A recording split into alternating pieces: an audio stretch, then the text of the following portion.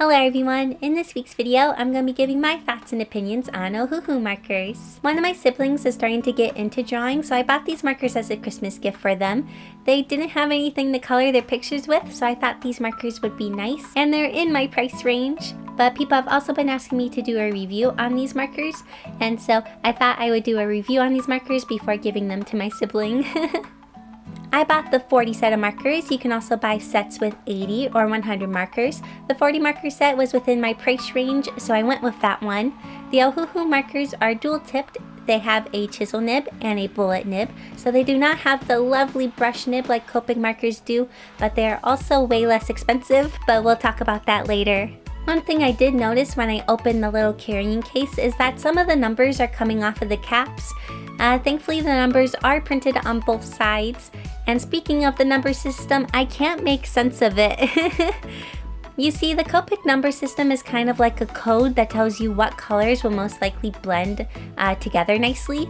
But with the Ohuhu markers, it just kind of seems like the numbers are just there for identification.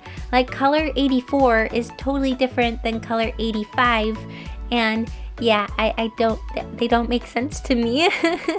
So here, as you can see, I've been swatching the colors, and I made a mistake while doing this. While doing this, I would do a line with a bullet nib and a line with the chisel nib. But what I should have also done is what the color looks like when I soak the paper with the ink, like layer the color a whole bunch, because this is most likely what it would have looked like while I was coloring the pictures. Many of the colors were really light on my swatch piece of paper because I was just doing like a quick line, but when I started coloring my illustration, the colors were way darker because I was putting a lot of ink into the paper. So yeah, all of my colors end up being darker than what I was expecting them to be.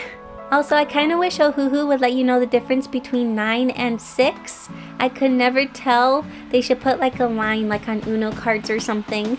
So now that I have swatched all of the colors, let's start coloring a picture.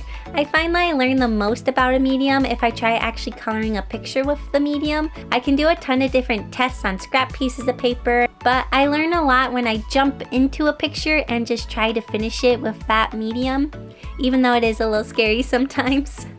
So I decided to start by coloring the hair, and for the hair I use a lighter purple and a darker purple.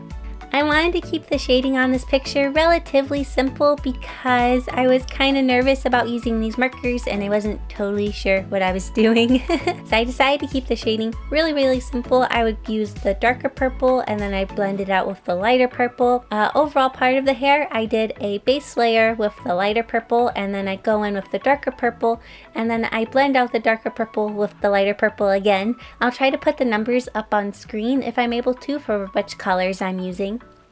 But overall, I was able to get the darker purple to blend really nicely with the lighter purple. I found that if I worked really quickly, while the ink was wet, I was able to blend the colors really nicely, and they worked well together. Also, the kind of paper I'm using is a cardstock printer paper. I forgot what brand I use, but I'll put the name up on the screen. It's really inexpensive, and I love using it for my markers because it's not expensive like other marker paper is.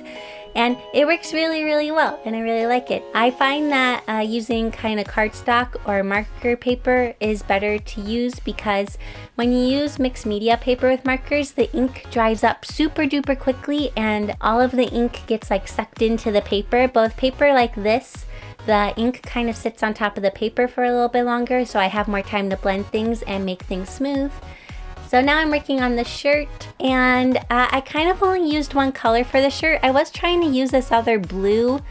Like, the 40 set of colors does come with a nice variety of colors, and maybe I just didn't pick the best color for the shirt because I couldn't really find a good shading color for the shirt, so I kind of just used the one color for the shirt. But what's kind of nice about these markers is that you can kind of make darker areas by waiting for one layer to dry and then going over that same area later with the same color, and you can get a darker shadow. I do add some shading around her chest by doing that, and I also add some shading to the wrinkles by doing that. But overall, I was able to get a really smooth layer of color, which I was really happy about. Like on the shirt, I was able to make it super smooth, and also with the hair, I was able to make it really smooth, and so I'm really happy with that. One thing I did notice with these is that they don't seem to get the white speckling as much as my Copic markers do. So my Copic markers tend to get like these white speckles in them, but like these didn't seem to get the white speckles as much. But when I did compare the markers on my mixed media paper, I would say they're about the same, so it might just kind of depend on which paper you use. But when it came to this cardstock paper, the Ohuhu markers got less of the white speckling, which I thought was interesting.